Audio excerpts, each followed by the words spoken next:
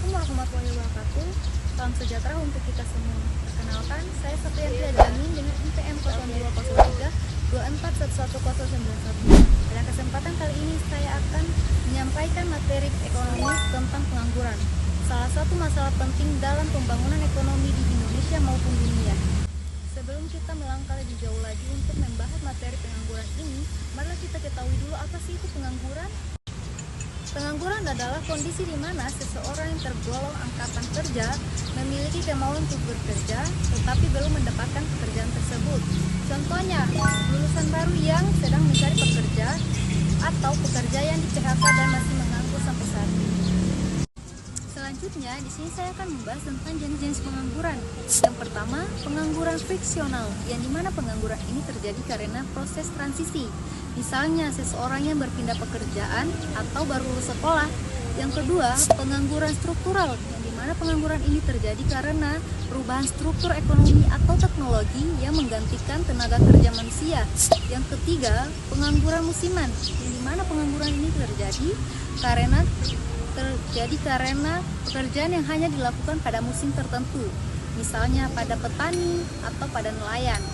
Yang keempat atau yang terakhir, pengangguran terselubung, yang dimana terjadinya ketika seseorang yang bekerja tetapi tidak pada potensinya atau tidak sesuai dengan potensinya, atau terlalu banyak tenaga kerja pada bidang tersebut.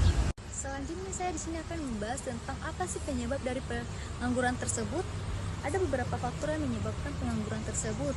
Yang pertama yaitu pertumbuhan penduduk yang lebih cepat daripada pertumbuhan lapangan kerja.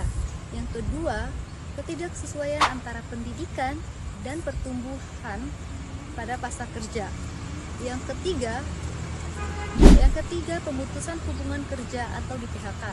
Yang keempat, kemajuan teknologi yang menggantikan pekerjaan manusia. Yang kelima atau yang terakhir, perpindahan industri ke daerah yang lain. Teman-teman, selanjutnya di sini kita akan membahas apa saja dampak-dampak dari pengangguran tersebut.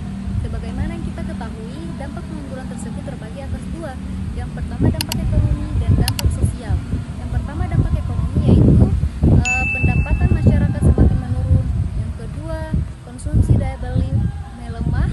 Dan yang ketiga, produksi nasional semakin menurun. Dan keempat, angka kemiskinan semakin meningkat. Sedangkan dampak sosialnya, yang pertama, meningkatnya kriminalitas. Yang kedua, stres dan tekanan dari psikologi. Yang ketiga itu ketimpangan sosial dan politik. Sedangkan bagaimana sih caranya agar kita dapat mengatasi pengangguran tersebut? Baik teman-teman, agar kita dapat mengatasi pengangguran tersebut, ada beberapa cara agar kita dapat mengatasinya. Di antaranya yang pertama, meningkatkan investasi untuk menciptakan lapangan kerja.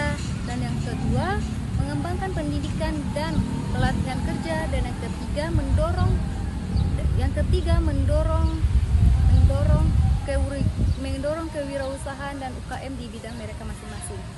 Demikianlah penjelasan saya tentang pengangguran. Semoga penjelasan ini bisa menambah wawasan kita serta meningkatkan kepedulian kita terhadap masalah sosial dan ekonomi di sekitar kita.